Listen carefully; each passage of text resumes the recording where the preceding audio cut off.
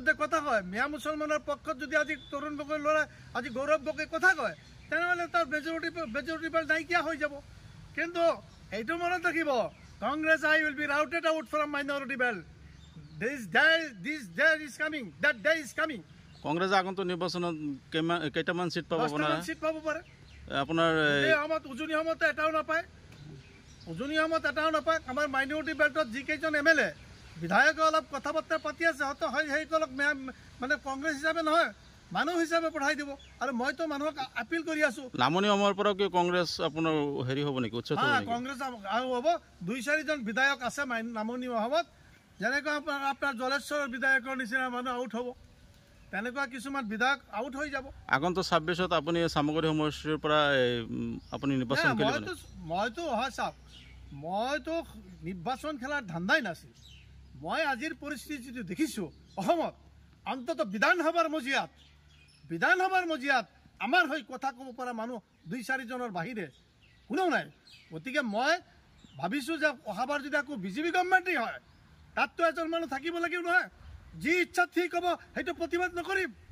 আজি ইছলামক খতম কৰি দিয়াৰ কথা কয়, কোন বেটা আছে ইছলামক খতম কৰিব পাৰিব? পৃথিৱীৰ চব দেশ মিলিও নোৱাৰে। ইছলামৰ দায়িত্ব আল্লাই লৈছে, আল্লাই স্বয়ং লৈছে। ইছলাম খতম কৰিব পৰা শক্তি কাৰ আছে? ইছলামৰ মানুহক ক্ষতি কৰিব পাৰে, আৰু আমি প্ৰকৃত মুছলমান হ'ব পৰা নাই নহয়, নহ'লে আমাৰ এটা নোম ছিঙিব নোৱাৰিলে কোনেও। আমি অসমৰ মুছলমানক মই অনুৰোধ কৰিম, অন্ততঃ সকলো মুছলমানক মই আপোনালোকে মুছলমান হ'বলৈ চেষ্টা কৰক, কোনেও আপোনালোকক একো কৰিব নোৱাৰে। এইবিলাকতো ক্ষণস্থায়ী ব্যাপাৰ। আজিৰ মুখ্যমন্ত্ৰী যিটো কৰি আছে, বিমলা প্ৰসাদ চলিয়া তাতকৈ বেয়া অৱস্থা কৰিছিল, 6 লাখ মুছলমান ইয়াৰ পৰা খেদিছিল। আজি হিতেশ্বৰ শইকীয়াৰ দিনতো নিলিতে 3000 মুছলমান গণহত্যা হৈছিল। ইয়াতে ইভিকশ্যন হৈ আছে, ইয়াততো এতিয়াও গণহত্যা হোৱা নাই।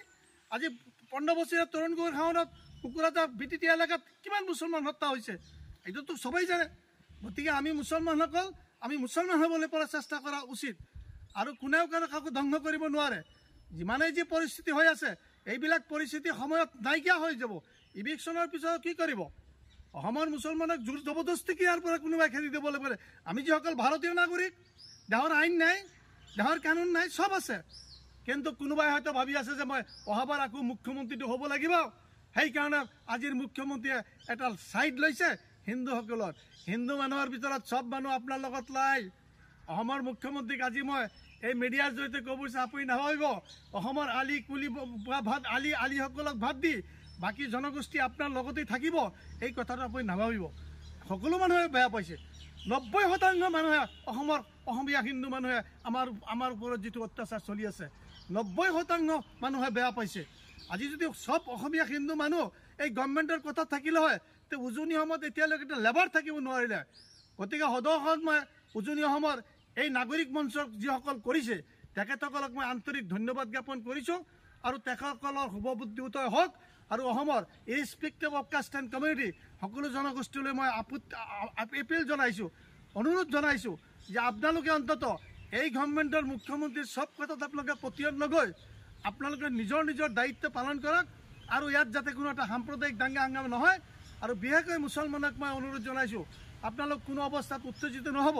কোনো ধৰণৰ গভৰ্ণমেণ্ট বিচাৰি আছে এটা ৰাইটিং হওক, গভৰ্ণমেণ্ট বিচাৰি এটা দাঙ্গা হওক, 50 চনৰ নিচিনা এটা দাঙ্গা হওক, 60 দশকৰ নিচিনা এটা মানে বেংগলী হিন্দু অসমীয়া মানুহ আৰু আপোনাৰ মুছলমানবিলাক দুভাগ হৈছিল, ভাষা আন্দোলনত দুভাগ হৈছিল।